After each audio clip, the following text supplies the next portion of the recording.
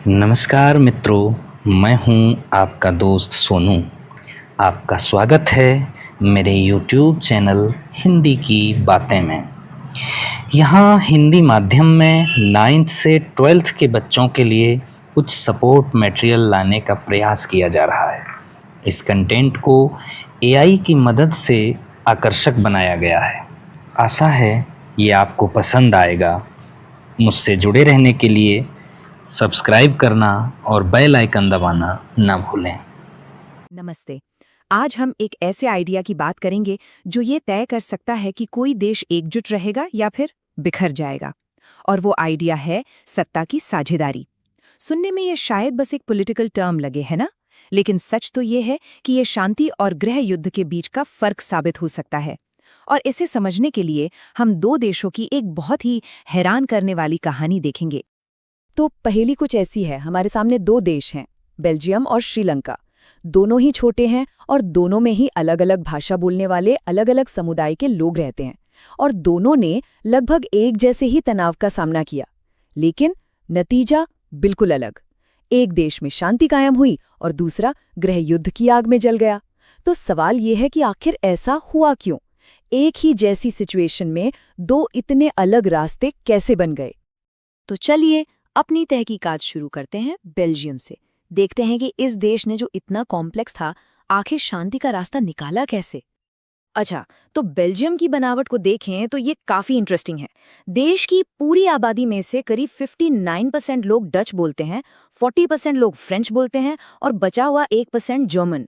तो पहली नजर में तो मामला एकदम साफ लगता है ना, कि भाई डच बोलने वाले मेजॉरिटी में है। लेकिन कहानी में ट्विस्ट यहीं आता है, और ये ट्विस्ट है राजधानी ब्रुसेल्स में। यहाँ पर पूरा का पूरा समीकरण ही उल्टा था। जो फ्रेंच बोलने वाले लोग पूरे देश में माइनॉरिटी में थे, वो राजधानी ब्रुसेल्स में 80% की मेजॉरिटी में थे। और जो डच बोलने वाले देश की मेजॉरिटी थे, वो यहाँ सिर्फ 20% थे। अब जरा सोचिए, ये जो सिचुएशन थी, ये कितनी विस्फोटक रही होगी। तो ये झगड़ा सिर्फ भाषा का नहीं था, नहीं, असली टेंशन की जड़ तो कहीं और थी, पैसे और पावर में। जो फ्रेंच बोलने वाली माइनॉरिटी थी ना, वो ज्यादा अमीर और ज्यादा पावरफुल थी। दूसरी तरफ जो डच बोलने वाली मेजॉरिटी थी, उनको आर्थिक विकास और पढ़ाई लिखाई का फायदा बहुत बाद में मिला। तो जाहिर है उनके अंदर एक नाराजगी पनप रही थी। और 1950s और 60s आते आते ये नाराजगी एक बड़े टकराव का रूप लेने को बिल्कुल तैयार थी। चलिए अब कहानी का रुख मोड़ते हैं श्रीलंका की तरफ, और यहाँ हम देखेंगे कि कैसे एक मिलती जुलती सिचुएशन ने एक बिल्कुल अलग और बहुत ही दुखद मोड़ ले लिया। अब देखिए, श्रीलंका का हिसाब किताब बेल्जियम से काफी अलग था। यहाँ एक कम्युनिटी का साफ साफ दबदबा था। 74% आबादी सिंगली बोलने वालों की थी और तमिल सिर्फ 18%। तो बेल्जियम की तरह नहीं, जहां मामला 59-40 का था, यहाँ मेजॉरिटी और माइनॉरिटी के बीच एक बहुत बड़ा गैप था। और इसी बड़ी मेजॉरिटी की वजह से एक बहुत ही खतरनाक सोच ने जन्म लिया, जिसे हम कहते हैं बहुसंख्यकवाद या मेजॉरिटेरियनिज्म। इसका मतलब बड़ा सीधा और साफ है, ये मानना कि जो लोग मेजॉरिटी में हैं वो देश पर जैसे चाहें वैसे राज कर सकते हैं, और इस चक्कर में अगर माइनॉरिटीज की इच्छाओं को, उनकी ज़रूरतों को नज़रअंदाज करना पड़े तो कोई बात नहीं। और बस यही वो सोच थी जिसने 1948 में आज़ादी के बाद श्रीलंका का पूरा भविष्य तय कर दिया। तो अब हम कहानी के उस मोड़ पर आ गए हैं जहां दोनों देशों के सामने एक चॉइस थी। एक तरफ था समझदारी का रास्ता, यानी सबको साथ लेकर चलने का, और दूसरी तरफ था बहुसंख्यकवाद का रास्ता। तो चलिए देखते हैं कि इन दो अलग अलग रास्तों पर चलकर ये दोनों देश आखिर पहुंचे कहां। बेल्जियम के लीडर्स ने जो किया वो सच में कमाल था। 1970 से 1993 के बीच उन्होंने एक, दो नहीं बल्कि 4 बार अपने संविधान में बदलाव किए। क्यों? ताकि देश में रहने वाले हर एक ग्रुप को ये महसूस हो कि हाँ, ये देश हमारा भी है। उन्होंने क्या क्या किया देखिए। सेंट्रल गवर्नमेंट में डच और फ्रेंच बोलने वाले मंत्रियों की संख्या बराबर कर दी। फिर केंद्र की बहुत सारी पावर रीजनल सरकारों को दे दी। ब्रुसेल्स, जो सबसे बड़ा टेंशन पॉइंट था, उसके लिए एक अलग सरकार बना दी जिसमें दोनों को बराबर का हक मिला। और इतना ही नहीं, एक बिल्कुल नया आइडिया लेकर आए, कम्युनिटी गवर्नमेंट का, जो सिर्फ कल्चर और भाषा से जुड़े मसलों को देखती थी। मतलब मकसद बिल्कुल साफ था, किसी को भी अलग थलग महसूस नहीं होने देना है। और अब जरा श्रीलंका का रास्ता देखिए, जो बिल्कुल उल्टी दिशा में गया। 1956 में एक कानून पास हुआ जिसने सिंहली को देश की अकेली ऑफिशियल भाषा बना दिया, तमिल को किनारे कर दिया। फिर सरकारी नौकरियों और यूनिवर्सिटीज में सिंहली लोगों को तरजीह मिलने लगी। बात यही नहीं रुकी, नए संविधान में बौद्ध धर्म को बढ़ावा दिया गया। मतलब एक के बाद एक ऐसे कदम उठाए गए जिनसे तमिल लोगों को ये महसूस होने लगा कि इस देश में उनके लिए कोई जगह नहीं है, कि वो अपने ही देश में पराए हैं। और इसका नतीजा क्या हुआ? नतीजा वही हुआ जिसका डर था। श्रीलंकाई तमिलों के अंदर अलगाव और गुस्से की भावना बढ़ती चली गई। जो मांग पहले सिर्फ बराबरी के हक की थी, वो धीरे धीरे एक अलग देश, एक अलग राज्य की मांग में बदल गई।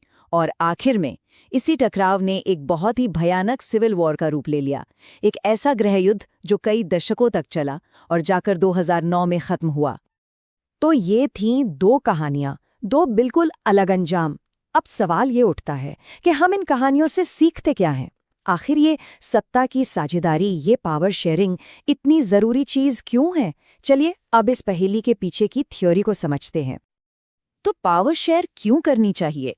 इसके पीछे दो तरह के बड़े तर्क दिए जाते हैं। पहला है प्रूडेंशियल रीजन, यानी समझदारी वाला तर्क। ये कहता है कि पावर शेयरिंग करना एक स्मार्ट मूव है। इससे समाज में लड़ाई झगड़े कम होते हैं और देश में स्टेबिलिटी बनी रहती है। और दूसरा है मॉरल रीजन, यानी नैतिक तर्क। ये दिल की बात करता है। ये कहता है कि पावर शेयरिंग तो डेमोक्रेसी की आत्मा है। उसका असली मतलब ही यही है कि जिन लोगों पर शासन हो रहा है, उनकी भी सरकार में हिस्सेदारी हो। और ये सिर्फ थ्योरी नहीं है, हमने इसके सबूत अपनी आंखों से देखे हैं। बेल्जियम की सक्सेस वो समझदारी वाले तर्क का जीता जागता सबूत है। उन्होंने पावर शेयर की और देश को टूटने से बचा लिया। और दूसरी तरफ श्रीलंका का फेलियर हमें ये दिखाता है कि इस समझदारी को नजरअंदाज करने के अंजाम कितने ज्यादा खतरनाक हो सकते हैं। तो सवाल है कि पावर शेयर की कैसे जाती है? इसके कई तरीके हैं। एक होता है हॉरिजॉन्टल बंटवारा, सरकार के अलग अलग हिस्सों के बीच, जैसे लेजिस्लेचर, एग्जीक्यूटिव और जुडिशरी। फिर होता है वर्टिकल बंटवारा, यानी ऊपर से नीचे की तरफ, सेंट्रल गवर्नमेंट, स्टेट गवर्नमेंट और लोकल गवर्नमेंट के बीच। और जैसा हमने बेल्जियम के केस में देखा, अलग अलग सोशल ग्रुप्स या पॉलिटिकल पार्टीज के बीच भी पावर शेयर हो सकती है। तो कुल मिला के बात यह है कि पावर शेयरिंग सिर्फ कोई मजबूरी या कोई जुगाड़ नहीं है, बल्कि ये एक सिद्धांत है। और इस पूरे आइडिया को हम बस एक लाइन में समेट सकते हैं: सत्ता की साझेदारी दरअसल लोकतंत्र की आत्मा है।